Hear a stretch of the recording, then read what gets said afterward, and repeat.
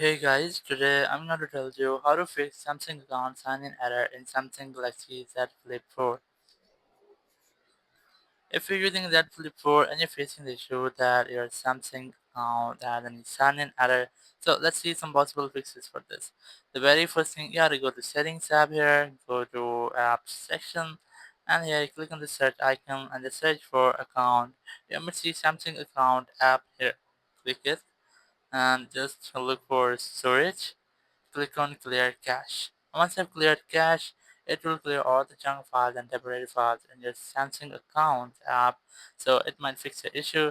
Once you have done, now before you retry, I recommend you have to make sure that you have a stable and a strongest network connection, and you have to also make sure that your Wi-Fi is not, your VPN is not connected, and you have to also make sure that your date and time is correct.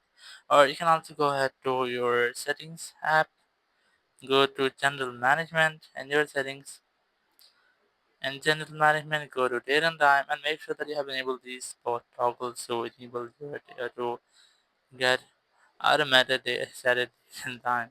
And once you have done, your issue might have been fixed. If it's still not fixed your issue, so you just have to make a restart with your phone.